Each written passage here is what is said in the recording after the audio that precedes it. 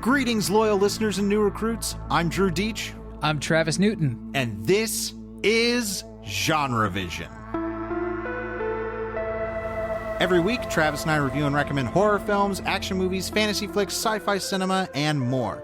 And this week, we conclude Werewomen Month with Howling 2, Your Sister is a Werewolf.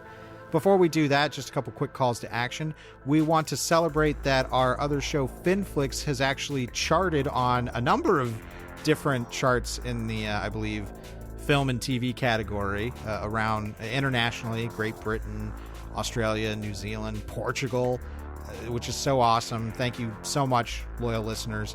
And we do want to remind everyone that if you want Genre Vision and our other shows like Finflix to get out there, the best way that you can help kind of be part of the marketing of the show is to rate and review the show on Apple Podcasts. If you leave a written review, we will feature it here on the show. It's really the best marketing we can afford right now because we can't afford any marketing.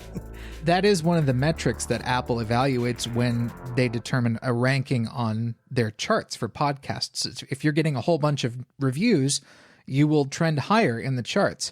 You know, Genre Vision's been charting in the film reviews subcategory for some time in a bunch of different regions, and we've been doing, in some weeks, fairly well in that subcategory, but it'll always be better if we're getting consistent reviews from new listeners. So if you've not written a review for us on Apple Podcasts, now's a great time to do it. Go to your Mac, your PC, your iOS device, visit the Apple Podcasts app, write a review, and give us a star rating on the app. So thank you so much to everyone who has left a review and everyone who will leave a review. Before we transition into our discussion, we actually had a little bit of a supplementary discussion about Howling 2 and our reaction to it over at patreon.com/genrevision. We've been doing weekly pre-show recordings where we have any number of topics. I know the previous weeks we talked about aliens and ghosts and stuff, which was very fun. But we talked a little bit about our reaction to Howling 2 because you're going to find out really quickly how we felt about it. And if you want access to that pre-show stuff and extended currently consuming episodes and a whole bunch of other bonus material, you can become a premium subscriber at patreon.com/genrevision for just $5 a month. It literally is what is keeping the show alive. So we want to once again thank all of our Patreon subscribers and all of our loyal listeners. And now we come to Howling 2, Your Sister is a Werewolf, the final entry in our Werewomen theme month, a first viewing for both Travis and I. And we're just going to be right up front with you here, loyal listeners. Howling 2, Your Sister is a Werewolf has a reputation for being a bad movie. In fact, the entire Howling franchise, for the most part, is written off. There's certainly some curiosity to that, and one of the big points of curiosity was Howling 2. We only knew of it by its reputation, and it had kind of this cult appraisal of this is a really kooky, weird, bad movie. Upon seeing Howling 2, Your Sister is a Werewolf, we can confirm that it is a bad movie, but I don't know if we can get on board with the kooky cult appreciation of this because, Travis, you and I really had a bad time with this movie. Yeah, I mean, the only redeeming quality, or at least lasting quality that I can see that this film has would be some camp value. You know, there are certain costumes and things like that that people might evaluate as like, ooh, that's a camp element that I like. And even I'll admit, it'd be like, there's a couple costumes in this movie or a couple shots in this movie where I'm like, oh, okay, there's some, potential camp value there. But any element like that is so rare in this film. And really, even those camp elements are of such poor quality that you and I actually had to evaluate whether or not we would even review the film on the show after seeing it. Well, here's the thing. I was pretty strapped in for whatever was coming because the film opens up with Christopher Lee in space with a skeleton behind him as he reads from the Book of Revelations. And when I say something like that, taken out of the context of the movie and the way the movie is presenting itself, that is a net positive in my book. Sure, when that's your first shot, all signs point to positive. Like, it's like, oh, you know, Christopher Lee is reading from the Bible, and then like a William Castle skeleton shows up over his right shoulder, like it dissolves in. I'm like, yeah, all this is cool. Well, there's something delightfully silly and almost amateurish about this opening with him. That it's like, but it's Christopher Lee. I mean, it's Christopher Lee. He's a legend, and he's always incredible.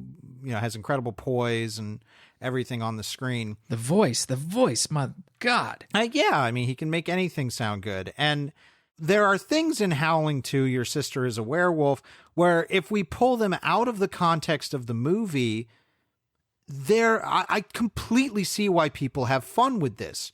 But those individual elements do not a movie make. It is as a movie, as a piece of total filmmaking, where The Howling 2 becomes an absolute failure of an experience. I think the main culprit for me with Howling 2, Your Sister is a Werewolf, because there's a lot of failings, and there's failings in the script. There's failings in this movie as a sequel.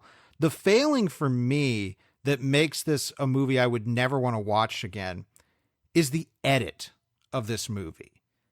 I mean, when you talk about the edit, it's like talking about writing. It's like, well, what is it exactly that we're talking about is the problem here? Is it that, you know, these scene transitions, you know, from going from one plot line to another, were they written poorly? Does the edit reflect poor writing? You know, was there an opportunity to improve upon the script in the edit that, you know, that opportunity wasn't taken? Like, what's really the problem here? Because the impression that you get when you watch Howling 2 is like, well, they keep cutting back and forth between these various plots in the film, and I'm thinking, why? What is being shown to me here that is new or of value, or, you know, what is the thing here that is being expected to hold one's interest as a viewer? Well, it's not even necessarily plot that the edit presents a problem. I said to you that the movie is edited like a music video, and what I mean by that is that I'm talking about your kind of canned type of music video, which I would describe as 3 scenario music videos. Sure. I think you know what I'm talking about. For people who don't, it's like a 3 scenario music video would be, you have a setup where it's the band playing with their instruments in some kind of setting, and then there would be 2 other elements to the music video. Maybe a narrative element that we keep cutting back to tell a story, and then something else that may be completely visual, something. This is a very common thing in a lot of music videos if you're looking for it. Mm-hmm. And I feel that The Howling 2 has that kind of ethos behind it, not only because we literally throughout the movie cut back to a band playing in a club. God, that fucking song never ends. You know what that song's called, right? I don't care. The Howling.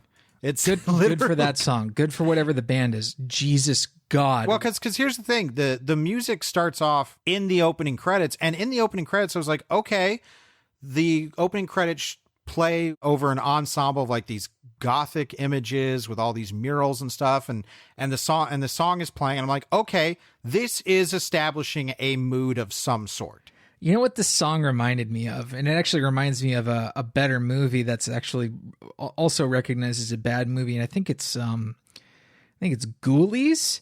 There's a scene that takes place at a club where there's a band playing, and they play this really awful song, and the film spends like a weird amount of time watching the band play the song, and they spoofed it on an MST3K where they're trying to find out what lyrics the band is singing.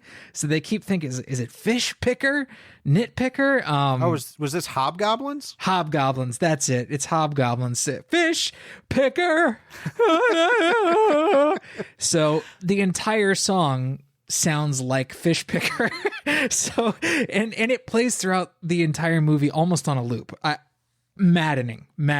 Well, this happens in Howling 2, and the problem is that in the edit, these transitions never feel motivated by anything, and it happens throughout pretty much every major sequence of the movie, in that it will cut to images. And when I was watching, I'm like, yeah, this is like a music video where you can just cut to somebody. For example, in this movie, there is a band of ridiculous punks that are pursuing a woman and she is a werewolf and she ends up killing them.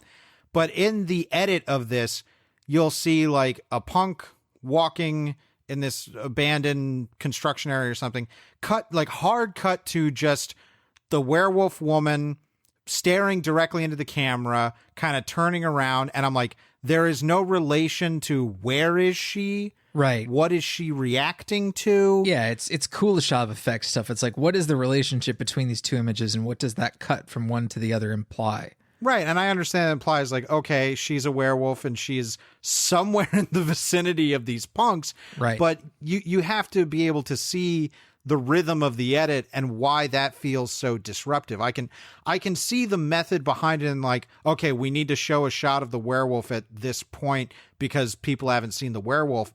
But in the context of this particular scene, there is no rhythm to the change of images. And the images themselves are not presented in a way that draws enough of a relationship between them. You know, the way that I felt about the movie, say like 15, 20 minutes in, was like, I use food metaphors and food analogies all the time, but, you know, in cooking, when you're trying to whisk something together like a salad dressing, you're trying to get oil and vinegar to emulsify and to mix together and not split and not separate. And film is kind of like that, where you have all these disparate elements in this art form that have to come together, but don't sort of naturally belong together. So there has to be sort of a masterful, you know, synthesis and alchemy that brings these disparate elements together to make a movie.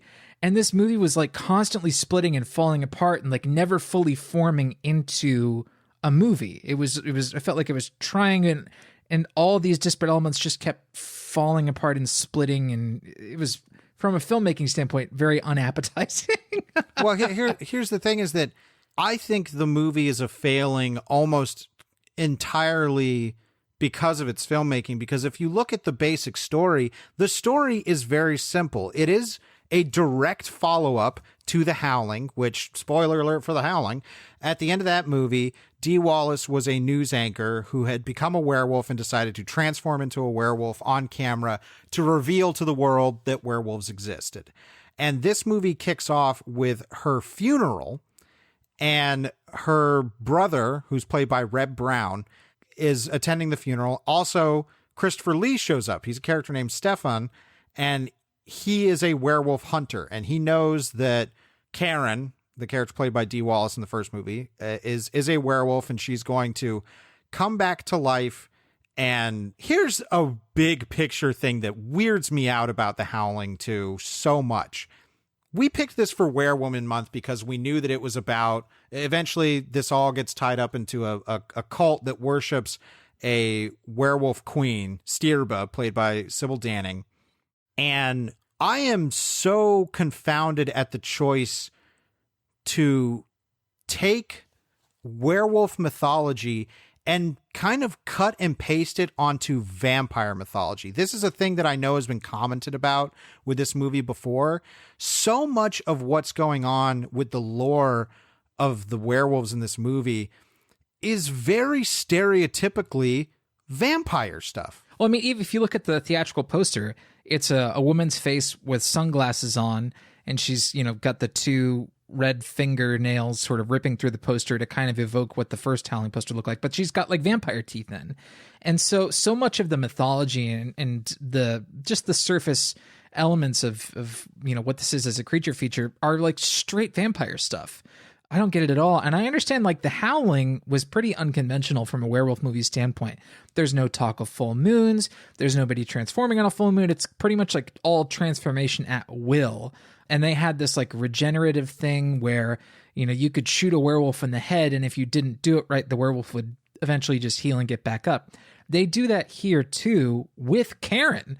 Evidently, during the autopsy, they took the silver bullet out of her head, and evidently she is not at rest in her coffin. And Stefan, played by Christopher Lee, goes to literally put a stake through her heart, which looks like a big knitting needle, weirdly enough. It's not like your typical vampire stake. It's very long and thin and metal.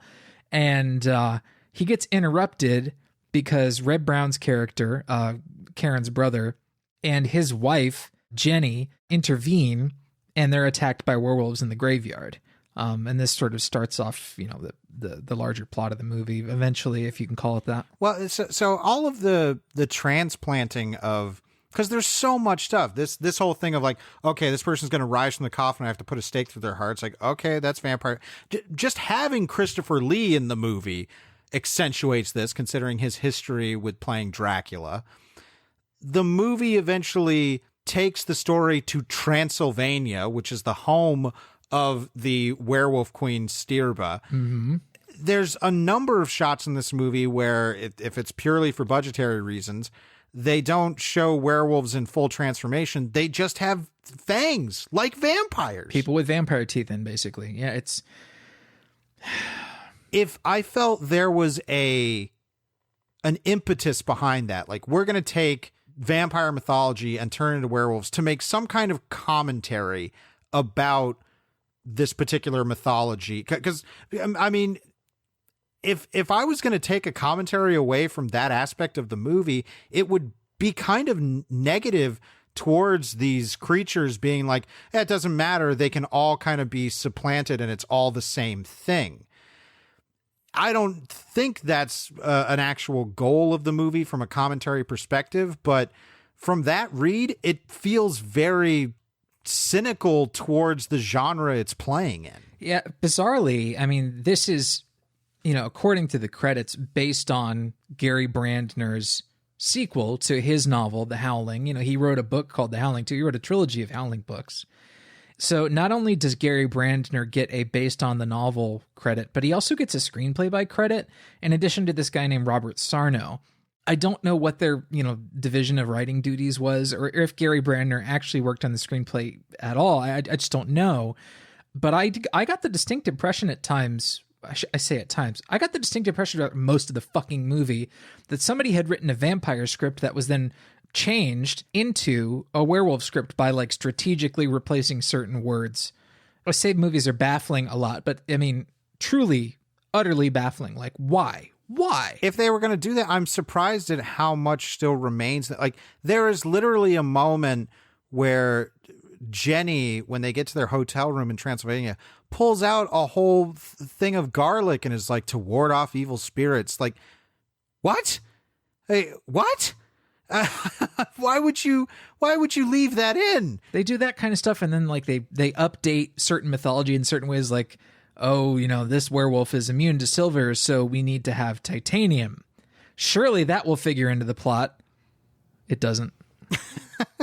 When I was talking about the plot itself, the plot is very simple. It's that Red Brown finds out that, yes, his sister is a werewolf and decides to pal up with Stefan to go to Transylvania and kill Stirba, who is going to be resurrected for the first time in some amount of years that doesn't matter.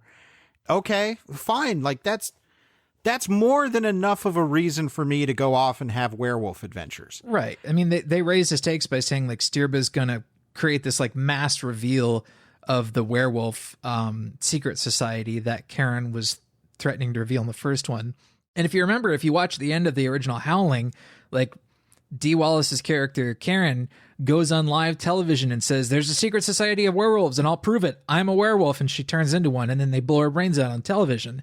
And in this one, they retcon it by saying, well, that didn't matter, or it didn't happen. Well, it didn't air or something like that. As a sequel, I'm writing this off entirely, but as its own thing, they're saying that, okay, when Stirba gets resurrected, basically she is going to be a catalyst to every werewolf in the world transforming all at once. Mm-hmm. Like, all werewolves will transform and it will be a werewolf apocalypse.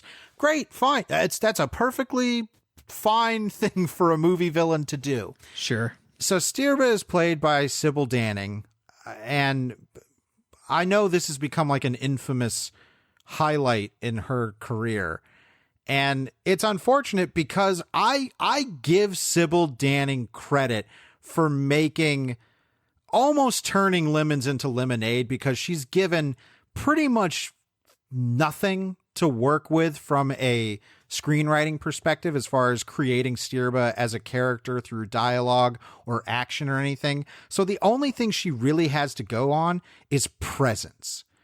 I think that's the best thing about her, and clearly has become a lightning rod for interest in the movie, because they can take, I mean, this is also in terms of her costuming and everything too, but I think she actually, just from a purely photographic standpoint, is able to make you pick your head up and be like, yeah, I wish she was getting something interesting to do, because she looks interesting. She does. I mean, some of her costumes are actually really cool.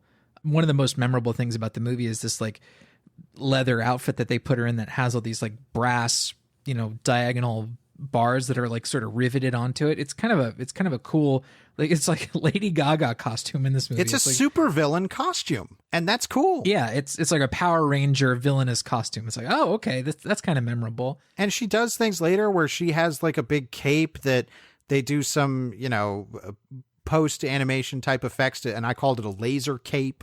And this is the other thing too, is like, for a werewolf, she's also just kind of like a witch. Like, she just has magic powers, and she does like, she's a sorceress. Yeah, chanting. The werewolf aspect of this movie, it's rude to even call it an afterthought.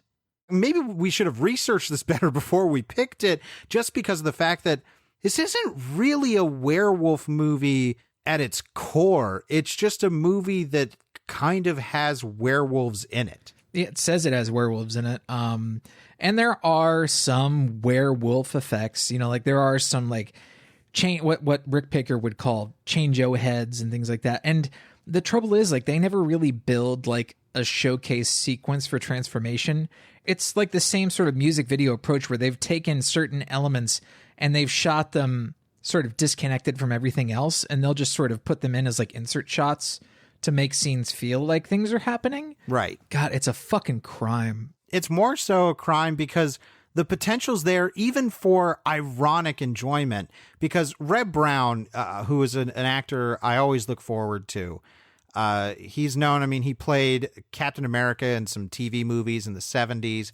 Talking about Mystery Science Theater 3000, a lot of people know him from the Space Mutiny episode as the lead actor. I know him mostly from Your Hunter from the Future, which is a wonderful piece of cheese. He's the source of one of the biggest MST3K running gags. Blast hard cheese, smash lamp jaw, that character. Yes. And there are things that he does in this movie that remind me, like, oh yeah, I love him. Like, whenever he's going to shoot a gun, he will scream before shooting it, which is great. Like, it's just really funny. Intentionally or not, I don't care. It was always great. It's like, oh, Red Brown's going to shoot a gun.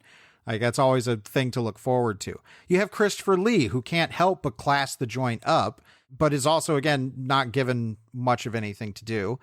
And again, Sybil Danning. Like, Sybil Danning cuts a good figure, and if she had anything worthwhile to say as the character or to put forth as a motivation for the character, I think it's there, because when she finally has the final showdown with Stefan, because they're brother and sister as well, and she gets some lofty they get to say one of the most cliched exchanges in all of fiction. Hold up, wait a fucking minute. Did you just say Stirba and Stefan were brother and sister? Yeah. What? Hold on. There's some crazy shit going on in this movie here, because I thought early on in the movie that both Jenny and what's his name, Red Brown's character, I thought they were siblings. I thought they were Karen's siblings. So, and there's really not a whole lot like early on in the movie to cue you in that they're in a romantic relationship. So they arrive in Transylvania together, like ready to kick werewolf ass. And they arrive at this hotel in Transylvania, and then they start fucking. And I was like, what's going on here? I mean, I was really convinced that these two were siblings, because they don't really have any sort of romantic anything going on up until that point in the film. And then, you know, after Stefan has hunted down Stirba, you know, at the end of the movie where he kills her, they sort of embrace in this living thing. Now we can be together at last. And I'm like, oh, this is this sort of like, you know, they had a maybe like a romance across the ages, across time. You know, they were sort of destined to be together, but never could. And then it was like this was implying this. But siblings? Where did you get? Did I miss this? You missed it. Did I fall into this movie's black hole that it was clearly trying to construct? I mean, you must have checked out at some point, because Stirba directly calls Stefan her brother. It makes about as much sense as anything else in the movie, I guess. So But, so it's like there's potential there. And if I was going to pick out things from this, like there are things to pick out from this movie, like I said, that are entertaining on their own. For example, there are some really fun effects gags in this movie and even conceptual gags in this movie. Earlier in the movie, Stirba has this staff that has this weird demon shadow cat looking thing on the top of it, and she eventually spouts some mumbo jumbo and brings it to life, and it flies into the face of a priest and basically throat fucks him to death. Yeah, it sticks its tail down his throat. And it's this big fake head and it's gory, and it's like, yeah, taken on its own, that is a fun little moment. Especially when it turns out that the thing is still inside of the priest's head later and pops its head out of its mouth. That was a fun reveal. I also like that the fake head that they built for that priest, like after the demon bat like gets off his face for the first time, you see the eyes in the fake head roll up. And I'm like, oh, that's actually quite a bit of articulation for a fake head that we don't normally see, like to actually have the eyes be able to move around like that. It's pretty cool. Yeah. But like all the transformation effects, what little of it there are, I'm like, what? It's not conceived well. It's not even shot well. Well, that's my problem, because I can't make enough of a judgment on them, because the way that they're shot and edited don't present them in any positive light. You barely get a look at one of the wolves sort of in earnest. No, there's never a good hero shot of a full transformed wolf. Yeah, like the full wolves from the Howling, you could get a fucking great look at those. That movie was not afraid to show those things off. And, of course not. It's Rob Bottin's like awesome wolf work. But there's funny, like apparently when they go to raid Stirba's castle, they put in these magical earplugs that will stop them from coming under her spell or something. Made from the drippings of holy candles. Yes, and there's a little person with them who his earplugs fall out, and he starts, writhing on the ground, and he screams, "I lost my earplugs!" Which is a great line delivery. And then Stirba uses magic to blow his eyes out of his skull. Great effect shot. And then he somehow is now a mind control slave of hers that runs around in like a tiny little clown costume to lure Stefan at one point. That dwarf then gets hucked out a window and stabbed on a iron rail fence. Yep. To add insult to injury, as I said. And when I say these things individual of themselves, this would sell me on a movie. I'm like, this sounds wacky. Like I like what I'm hearing. That's why I think The Howling 2's failing is completely in its presentation. Keep in mind, at this point in the film, they're still cutting back to concert footage from the goddamn first act where that fucking punk band is still playing that fucking awful song. Like, whoa. That song is, I mean, even if you like it, it is just way overused. And again, the edit does not complement anything that's going on in the movie. That is my biggest sin that I think the movie commits, is that it does not construct itself to where even the things that I like in it, because there are moments that I like in this movie, the construction and the presentation damn them all. That is proof that it is very important to consider how your movie is being put together, because you can have really fun stuff in your movie. There is fun stuff in Howling 2, and I totally see why it can develop a cult following based around these particular fun elements for sincere or ironic reasons. But the presentation of the movie, I cannot fathom anyone going to bat for how this movie is strung together as a piece of filmmaking. Yeah, I mean, so many scenes are just there to, I don't know, fill time.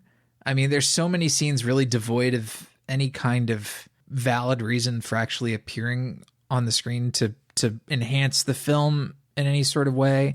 There's this big string of scenes in the middle of the movie where it's like, okay, their characters are in Transylvania. There are prior stakes set up where it's like they have to find Stirba and stop her. Otherwise, there's going to be like a mass reveal of werewolves all around the world. And meanwhile, our characters who are supposed to be addressing this issue are dicking around at a festival in Transylvania. By the way, it was shot in, I think, one of the primary locations that Eli Roth used for Hostel. This is in Czechoslovakia. Yeah, which was, by the time Hostel came around, it was then Slovakia and the Czech Republic. It had split. Right. There's a town called Český Krumlov that a lot of this stuff was shot in, which Hostel used for quite a few locations. But so them they're just dicking around at this festival, accomplishing nothing. You know, and there will be certain times where the plot moves forward in little fits and starts, but it's not for any compelling reason. Like one time, Jenny and Reb Brown's character, Slab McLarge or whatever he is, they walk out into the festival, and the little person is there, and he's like motioning at them, and they're like, "Hey, do you see that dwarf? Yeah. Do you think we should follow him? Why not?" Like, that's the level of like engagement that the movie has with its own goings on. It's just like, fuck it, whatever. They just go, yeah. Motivation is such a problem in the movie, and I think the filmmaking and construction enhances that lack of good motivation. But even in the screenwriting and the script, if you have something like that where it's like, hey, there's just a little person that's telling us to come over here, and the characters take a moment to say, like, should we follow him? Yeah, why the heck not? It's like, come on, like, that's an easy rewrite of like how to fix that particular motivating issue. Well, it feels like before they leave for Transylvania, it feels like Christopher Lee's character, Stefan, and then our two main people who are, trying to, do something right after Karen died, I guess. It's like, it feels like they have a plan before they leave, but then once they get to Transylvania, any semblance of a plan sort of disappears, and it's just them sort of dicking around in festival scenes and just sort of wasting time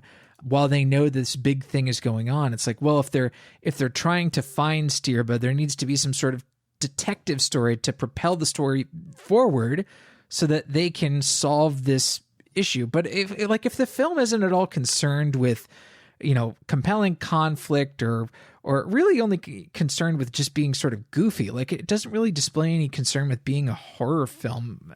Well, no, that's way beside the point. What is it doing? But it's not even a comedy. It's not even funny enough, or it's not even, attempting to be funny enough to be a comedy. Like, what is this piece of shit? Well, I'm mad. Clearly. I think the appraisal of this movie retroactively is something to be viewed comedically. I agree. It's like, that's not present in the movie as is. Even I think there might be attempts at recognizing how silly this is. For example, there's this whole sequence where Stirba is having two people in her werewolf cult have werewolf sex, and she's often like sitting nearby, and they're all kind of like werewolfed out, and she's feeling it, and she eventually gets in with them, and the movie will continue to cut back and forth between this scene, again with no motivation. It's just like, oh yeah, let's go back to that and see maybe 25 seconds of that. Three werewolves writhing in bed together. Another thing to point out in the editing is that there are all these very cartoony wipes that are used in the movie. Mm-hmm. And these, and I don't have a problem with using cartoony wipes. Go listen to our Finflix episode where I lauded a star wipe. Yeah, for alligator, yeah. In this, it seems to imply, it's like, okay, we're using these cartoony wipes. To me, that implication is that you're trying to make something that comes across as silly and fun. That did not work, obviously, but I understand why someone could watch Howling 2 and find this to be something worthy of genuine mockery. And maybe it is because of our history with films that are viewed as bad or whatever, that we actually found very little worthwhile either mocking or examining very closely about this movie, simply because it never earned any of that commitment from us. Well, on any level. Go listen to our Neil Breen episodes. Like, please, because we have had an amazing journey with Neil Breen, and while he has become this figure of internet mockery and ineptitude, we found incredible value in his movies, and certainly from a place of viewing his ineptitude, but it was also from a place of we see the intention and what he is trying to earn from us as an audience. Yeah, I mean, the experience that you and I get from watching a movie like any Neil Breen film is like, this is, the harvest is bountiful. Like, this is a fruitful endeavor. Like, we're getting nutrition. We're learning about movies by watching this. But, there's nothing to learn, I think, from Howling 2 except don't watch Howling 2. And that's not enough, my friend. I think any movie can be a learning tool if you present it in the proper context. I would love to take a section of The Howling 2 and compare it to something else and be like, this is why editing matters. And editing is something that most of the time, if it's being done well, you're not thinking about it. A lot of times the best editing has a certain understanding of its flow and rhythm, that it will be doing things that you will not pick up on unless you point them out. In comparison to The Howling 2, where its edit is so in your face, and that's why it's very clear to see why it's not working. Like something as simple as we keep cutting back and forth between this werewolf threesome and whatever else is going on. Where is the motivation for cutting to that scene and back to something else that we're seeing? That, I think, is a valuable teaching tool to come out of Howling. I mean, it's unfortunate to say the best thing that can come out of Howling 2 would be how not to make a movie. But there are valuable teaching tools in this that can say, because I wouldn't say the same about something like a Neil Breen movie. And it's like, oh, this is a way to watch about how you shouldn't do things. It's like, yes, he has, amateur failings in his movies, but I'm not watching those movies as a teaching tool of, okay, this is how not to do stuff. Whereas with Howling 2, I am from on so many levels, not just the editing. As a sequel, like I said, this is a total wash. Like I know the Howling series is infamous for not having any connected continuity and being made up of a lot of, kind of like the Die Hard thing where it was just scripts that were something else that got the Howling name slapped onto them. And so it fails as a sequel, as any kind of piece of worthwhile canon to a story.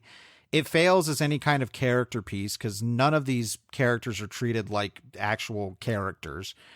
It is a pure plot movie, but it's a pure plot movie that really does not know how to move things forward in a compelling way. There's some movies you see, and particularly with sequels and often in genre films that feel like they were made from a cynical standpoint. It's an excuse to put things on screen that you think audience members will want to see, whether it's TNA or gratuitous gore and violence, and sometimes exercises in sort of mashing all of those exploitative elements into one film can be really, really fun. It is rarely, if ever, fun in Howling 2. It's so clear to me the failing of the movie when you get to the end credits. Because the end credits, I will say, is one of the most infamous things about this movie. It's like a remix of the fucking movie. When I say that I feel this movie is very influenced by music video editing, the end credits are a literal music video. This was also a way that music videos were presented in the past. If they were a tie-in to a movie, would be, hey, Seal will be singing on top of a rooftop, and then we'll cut to some footage from Batman Forever. Right. Like, that is what's going on in the end credits of Howling 2. But, one of the things they do in this that's really strange, it's almost like video art, is they keep cutting back to this one same shot of Sybil Danning, and they use it almost like percussion, like it's timed to the beat of the music, like timed to a certain snare hit or a cymbal hit or something like that. And it's just this one shot of her ripping her top open and whipping her boobs out over and over and over, this like rhythmic, repeating, looping thing. And I'm like, whatever this person thinks they're doing, it's so strange, like, and so kind of anti-cinema in a way, to have that sort of looping musicality to this. It's like, what's going on here? I've only seen something similar in Spring Breakers, as far as like popular film goes. I did see something like that in an experimental film that I tried to get through recently but failed. I think it was called She's Allergic to Cats, which got some festival play, I think later last year. And I tried to get through it on VOD and couldn't. There's a lot of same like looping musical shots, sort of back and forth, rhythmic, looping, editing. And I'm like, this is not my jam. But here, it's like, whoa. Well, here, I mean, again, this is something that has been pointed out as a comical positive for the movie's cult appreciation. And for me, it only acts as a perfect period on why I think the movie doesn't work. Because the best construction this movie could come out of with is a literal music video at the end. That's the best it could come out of with all of this collection of footage, because that's all a movie really is. It is just a collection of footage that you have to try and combine together in a way that is compelling to watch, or worthwhile to watch in some way. And as a feature film, as a story, as a narrative, The Howling 2 does not work that way. When you get to this music video in credits, it's like, this is about I want to say it's the best thing about the movie simply from a technical standpoint, because it's like, well, yes, there is a rhythm here and it is executing that rhythm, which I can't say about the rest of the movie, but that's because it now has the freedom to just be what it feels like it wanted to be the whole time, which is just an hour and a half long music video. I think you could take scenes from The Howling 2 out of this movie and make like a 10-minute compilation on YouTube. Like, here is all the crazy, worthwhile stuff that you'll see in Howling 2. Here's Christopher Lee in space reading from the Book of Revelations with a science classroom skeleton behind him. Here's Christopher Lee putting on a really goofy pair of 80s sunglasses in a club. Like, here's a demon throat fucking a priest to death. Here's a little person's eyes exploding. You could pull all that stuff out and it's like, yeah, this looks kooky and fun. But you could construct that in a smaller 10-minute video, and the construction of that would be a much better presentation than what Howling 2 presents over its 90 minutes. So I think it's very clear at this point. We disliked Howling 2 so much. I can't recommend it to anybody. I mean, again, I could recommend that 10-minute compilation. That's it. But sitting through the movie as an experience, I can't at all recommend. Now, here's where things get interesting. This is Were Women Month. We picked this because, again, it is a notable movie in werewolf cinema. One of the titles for it was Stirba, Werewolf Bitch, which is a great title. So we immediately assume, like, okay, it is about the main villain of this movie is a werewolf cult leader woman.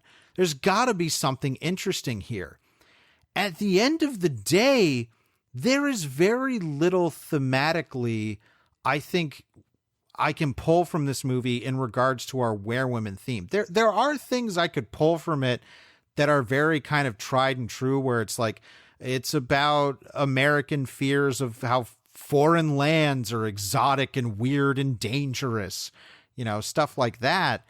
But as a movie that's particularly using women and exploring issues pertaining to women through using the genre metaphor of transformation, I really don't think there's anything here. No, I mean, I really do think it is an experience devoid of any value to our topic. There's nothing interesting thematic going on. It doesn't really explore societal fears in a lot of ways. Like, even, Species, you and I feel like we had a decent read on that movie. We had a couple decent reads on that movie. There was enough sort of thematic substance there. And a movie like The Howling 2, it's not even attempting for thematic substance. It's just, it's cynically made garbage, I think. Well, and this, it's unfortunate that this is ending Were Women Month, because I mentioned some of this on our pre-show episode over at Patreon for this.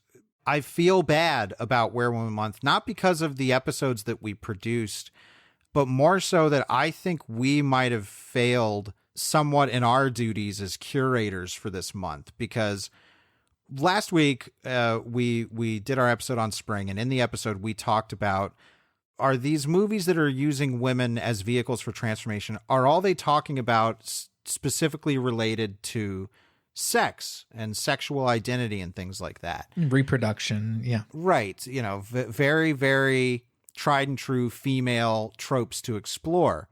And we posed that question. We got a lot of great comments telling us some other movies that don't really conform to that. And I think while I like a lot of the movies just as movies that we did for this month, and I like that, like I don't particularly, I think I fall in the binary on the negative side for Species, but like you said, we found a lot to talk about with that movie as far as having a read, having a take and everything. But I think we kind of failed Where Women Month. I agree. I think we could have done better with choice. Partially our choices were sort of determined by what we thought people might listen to, or sort of what's expected from a subgenre. Sure, and that's certainly, this is all a learning experience, and we'll take that moving forward with us. But I do think fiction's interest in transformation as a genre tool in general has always been about highlighting something underneath the surface of what we consider to be normalcy. When you look at werewolves as male characters, it's almost always about rage and anger, and a lot of times that is tied up into male sexual desire. With Werewomen and the movies that we have at least picked out, I think so much of it has to do with ideas from a feminine perspective of reproduction.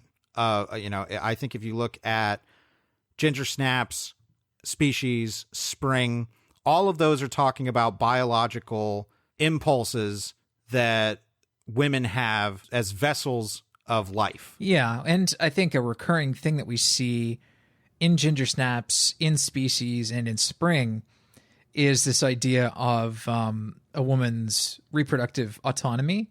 What if she could fuck you, use you, and dispose of you? Like, I think that disposability factor is something that is a societal fear that these films are touching on, and not one that's easily articulated, I think, by a lot of men. Mm-hmm. I think it's an interesting perspective that often comes out in art like this, but it's not something that actually that men talk about very frequently. But it's also things like, with male transformation movies, it's like, are men, why are we afraid of men societally? Are they uncontrollable rage monsters at heart? And that's something that we tackle best indirectly. Maybe we would benefit from more direct conversations about things like this, and it's one of the things films manage to do so well, is to capture these sorts of complicated ideas and these deep-seated societal fears under glass and allow us to explore them through metaphor. Yeah, and that's one of the reasons why you and I love genre in general, is because it allows for an incredible versatility through metaphor. And I think when it comes to Werewoman Month, I actually think I enjoyed, if I didn't enjoy all the movies, I enjoyed our time with them, with the exception of Howling 2. But I think looking forward, if this is a topic we end up revisiting or kind of reframing in some way, I can see that, because I think there's a lot more to explore out there that we didn't hit on. But like you said, also, we can't do the most obscure stuff because unfortunately people won't listen to it. Yep. Obviously our loyal listeners who are here for us, who we love dearly, you'll listen to it. Thank you, by the way. Yes. But we do want to do stuff that people in general want to listen to. And maybe that was part of the difficulty with Werewoman Month, is that maybe there aren't enough popular werewomen movies that have enough of a wide reach that people would recognize and get into. I'd certainly like to see more of that, and I'd like to obviously see more of that from female perspectives. I mean, the one movie that we did this month, Ginger Snaps, that's probably the most notable next to Species, and it's the only one that we did that has a screenwriting credit from a woman. And I think if you're going to explore the metaphor of change in women should be exploring it. Like, they're the ones who have a perspective that I think we see that with Ginger Snaps. Like, Ginger Snaps' perspective is so vital, not only thematically, but in finding a way to creatively change the werewolf myth into something that bolsters what it wants to explore. Yeah, I mean, as with everything, that we talk about on this show, women's perspectives are drastically underrepresented. And I think for this particular theme month, I would have loved to have explored more women's perspectives on transformation. to recommend, there are interesting movies out there. Not some that are particularly well received or well liked, but I remember pseudo sort of werewolf movie called Jack and Diane about a queer romance between two characters played by, I think it's Juno Temple and Riley Keough, if I'm not mistaken. And there's actually some transformation sequences animated by the Quay brothers in it. Some stop motion stuff. So, I mean, there's stuff out there, but it's obscure. I wish, there was a better platform to sort of drag the really obscure stuff out into the light and have people appreciate it. But it's tough. It's really tough. It is. And we'll definitely think about that moving forward with other theme months and this particular theme. But I think it's time for us to head over to the shelf where we pick a movie that might act as a good pairing, or in this case, definitely a substitution for our main topic. And as always, we encourage you, loyal listeners, to go to genrevision.com and comment on the post for this episode with your own shelf picks, which we will feature in next week's episode. Travis, what are you going to pull off the shelf this week? I realize today's episode has sort of been enough of a downer on its own, and I think you can hear it in my voice. I'm not satisfied. I'm not happy. It's been a horrible week. Not really so much for me, but just in general, and for a lot of people out there, particularly folks in Minneapolis. As Drew and I speak right now, there are riots going on because a man named George Floyd was murdered senselessly by a police officer. And I think a great substitution for this week's film would be Do the Right Thing, which is an absolute masterpiece by Spike Lee. You and I have frequently talked about movies as medicine, and I think Do the Right Thing is one of the most bitter pills medicinally as a film I think I've ever had to swallow. It's a beautiful film, incredible film. Luckily, there's a fantastic Criterion edition of it out there, and there's no time like the present to watch it. I second that recommendation for sure. On my end, I wanted to pick something that was another franchise sequel that has developed a cult following, and I managed to land on one that is a direct sequel, and this is Silent Night, Deadly Night Part 2, a movie that was kind of infamous just as a meme for Garbage Day. It's Garbage Day. Yes, and I remember seeing the original Silent Night, Deadly Night because I knew about it, and it was the big controversial Killer Santa movie. And I remember seeing it and thinking like, yeah, this is pretty good, but it's nothing too special when I saw it. And I didn't see part 2 until many years later, and after I had seen the Garbage Day meme and everything.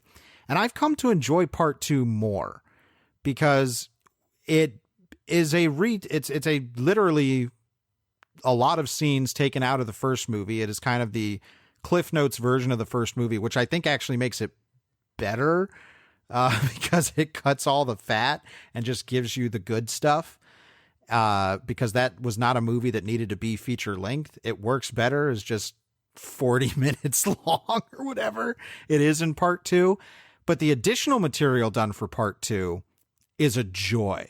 The lead performance, I can't remember the actor's name right now, unfortunately. It's Eric Freeman. He is just captivating and going for it in every scene.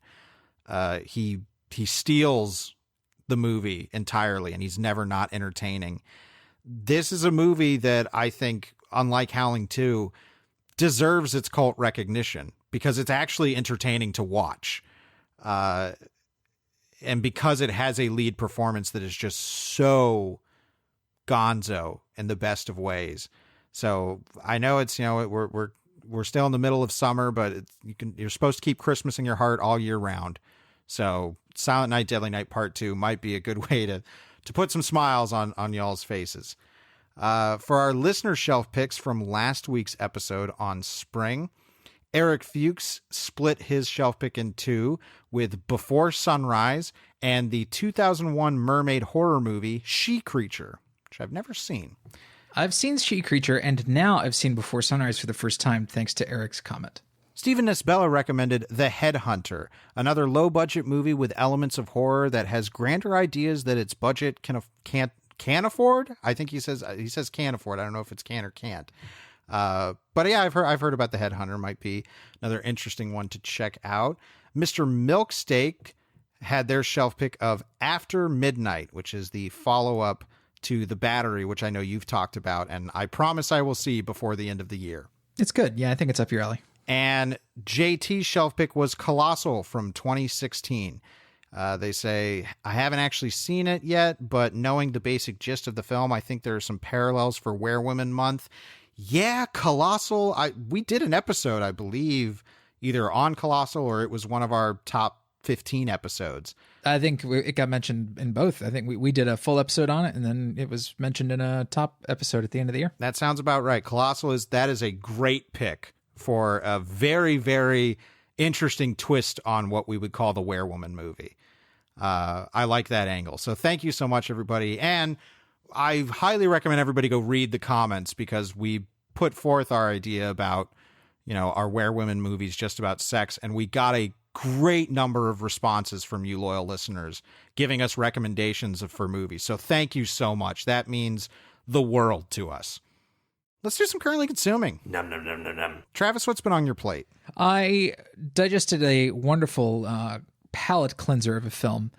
This is new. It's on VOD. It is an English film, although it has Will Forte in it. It's called Extraordinary, and it's a supernatural horror comedy, very, very light on the horror. And as a comedy, it's sort of, I don't want to say stiff upper lip, but it's not like a really out there gonzo comedy.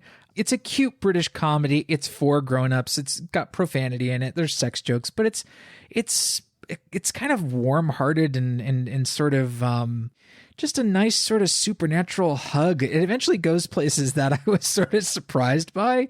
Like, it actually has a really interesting climactic sequence that I thought was fun. And just an overall damn good time with a VOD film. Like, Will Forte plays the villain of the movie, and he's this American singer who we come to find out very, very early in the film is a Satanist and owes much of his success to his Satanism. So it's that kind of movie. There are people with psychic powers, mediums, things like that. It's something where that pretty readily acknowledges in the opening act of the movie. It's like, okay, ghosts and spirits exist, and we'll just sort of move on from there. And it does so in a way that's just sort of, acknowledges it as a really mundane reality of this world. People living with ghosts in their houses, and it's just for them it almost feels normal. It's a cool, cute little movie, and I would recommend it to just about anybody listening. Extraordinary. Well, definitely, I'm intrigued. I remember seeing the trailer and thinking it looked cute, and your recommendation has sold me. Well, on my end, I ended up watching the Final Destination franchise primarily because I had not seen the third and fifth entries. I've seen 1 and 2 multiple times. Upon this watch, it's still reaffirmed that Final Destination 2 is my favorite. I think this might be one of the best horror franchises ever. Whoa. I think in terms of just pure consistency of quality. Because while it's basically a successor to Friday the 13th type idea, where it's like, we're just coming here to see crazy, gory deaths, it always managed to find clever ideas, not just in the death construction, but in the best entries, the construction of the plot. It's interesting because I put out there that I wanted people's opinions about the franchise on Twitter, and overwhelmingly everybody seems to say that the fourth film, The Final Destination, is the worst. And I wondered why that was, because I did remember I had seen that one for whatever reason, and I remember I don't remember much about it. And upon watching it, I think I know why it's the worst. One is that it was shot for 3D. So it has a very different look and intention behind it as far as the gags and stuff. But also, it is the thinnest of all the movies when it comes to character. Mm. It starts immediately at the site of the big opening accident. We're not learning anything of value about the characters that we spend time with, and they really don't matter. For being the successor to Friday the 13th, this is the most fodder cast in the series. The only character I remember from 4 is one I really hated, and he's the guy who dies by getting his guts sucked into the pool drain. Yes, because he's just the walking, annoying erection character. Yeah, I was to say he's walking hard on, like is one of the last things he does is bang some, bimbo on the, the side of the pool. It's like, okay, well, This is what this movie gives us. Yeah, which it's some of the responses I saw, people said they didn't like 3 because it was the most mopey. And I'm like, 3, I give it points for trying to actually interject some interesting discussion. Because it's the only movie that deals with the idea of survivor's guilt. Not even the first one really does that, because it's still wrapped up in its whole trying to get because it had to introduce the premise, so it really had to sell that. And there's moments certainly in the first one, but the third one is very, very concentrated on survivor's guilt and the feeling of losing control because of tragedy. And it's like, oh, okay, there's something here. Like, I won't even give 2. Like, 2 does not have the deepest thematic resonance, but I think it's the most well constructed in terms of delivering what you want from a Final Destination movie. It also, there's, with any franchise, I could get really deep in the weeds with these things. But since I hadn't seen 3 and 5, I liked 3 quite a bit. As far as the base pleasures, there are good setup deaths and everything. 5 was good. People really like 5, and I know why. I will not say why. I we're not spoiler averse here, but for this one, I will not say anything. 5, the most interesting thing 5 did for me was introduce a new idea into the rule set, which is like, well, if you kill someone and they take your place instead of dying, then you get their years and you break the cycle, which is the only time in the series where we ended up having an actual human villain as a motivating part of the movie. There's one of the survivors who is like, okay, well, when I hear that, if I kill one of these people, I can't kill one of the people that are going to die, because then I'm still going to die on their timetable. I have to kill this one girl who the lead character saved in the vision, because she was never going to die anyways. And it's like, oh, okay, that's a cool wrinkle. Yeah, it kind of gamifies it in a fun way. And I like some of the kills in that one are they kind of take things back to a smaller, more intimate style of killing. Like, there's a character who dies by acupuncture that I thought was particularly funny. Yeah, and brutal. they're not quite as well. He doesn't die by acupuncture. That one's a good bit of, because I could get really deep into this as far as like the methodology behind different directors and their ideas towards kills, because the second one turned the series into misdirection. Right. And there's some of that in, like, 3 is not about that for the most part. When James Wong came back after doing the first one, he was like, no, if you're going to be seeing something, it is going to contribute to whatever the larger death schematic is. Yeah. That he wasn't really about using things as misdirection. So there's a lot. I think it's actually a worthwhile franchise that, even though it has very base pleasures to enjoy, there is consideration in the best entries that I found really fascinating, from a writing standpoint, from a lore building standpoint, from a franchise mindset standpoint. I really think like they're talking about making a 6th one, and I'll probably see it if it comes out, but considering the way that the 5th movie ends, I think if there were just 5 Final Destination movies, it'd be a near perfect little horror franchise experience. Yeah, 5 sort of wraps things up with a nice little bow. It's certainly worth noting that all these movies are like really ambitious effects pictures, both with practical effects and digital effects, but also in building of large scale sequences. Mm-hmm. And budgets. These movies got money given to them.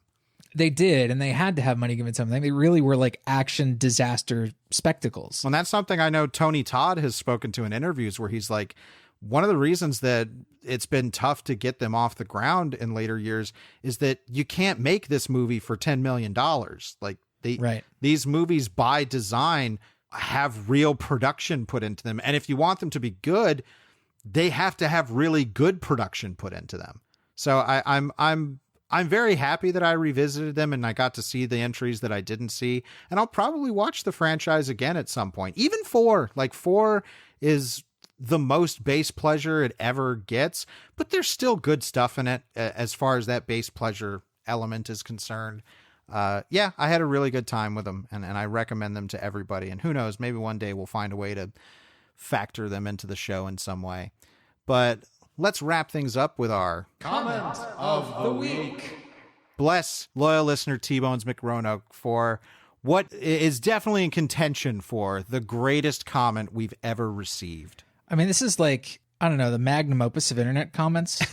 It belongs in the pantheon of greatest internet comments. And I'm going to recite this. I can't perform it in the way that it deserves, but here we go. This is in response to our episode on Spring, talking about Where Women movies and how they're centered around sex and good shelf picks and everything. And T-Bones McRoanoke had this to say. I'm T-Bones McRoanoke, and while I got you there, let me drop some knowledge on some women who wear. Is there a film about women who change with different symbolism and non-smutty range? Sex, puberty, reproduction. Surely there's more here, is my deduction. Finflick spits fire about alligator. Where fans should look to that creator. The writer of that tale with scales is none other than indie filmmaker John Sayles. Writing and directing in Old Ireland, J.S. spins a tale of seal women. Themes of family, unity, and your roots. The secret of Rowan Inish has no knocking of boots. Beautifully filmed for the whole family, seals shed their skin to be Irish lasses, you see. While the hero of the story isn't a selkie, the secret makes a unique shelfie. The stockings were hung by the chimney with care in hopes that St. Nicholas soon would be there. Holy shit, the Finflix shout out. I mean, real way to stroke my ego. Damn. Please cut in some applause here. Like, this is, yeah. My gosh, T-Bones McRoanoke, you wrote a rap. You wrote bars for us, man. Bars that really showed off your bona fides, T-Bones. I mean, T-Bones, I actually have the privilege of knowing what it is you do for a living, but I got to tell you, maybe you missed your calling. I mean, it's never too late, man. Like, beautiful. This is so awesome. Thank you so much. Especially this week. My God, did we need this comment? It is so much. It is the shining light of the week, of the month, of the year. Thank you so much, T-Bones, and thank you, loyal listeners, for making the comment section of Genre Vision the best fucking place on the internet.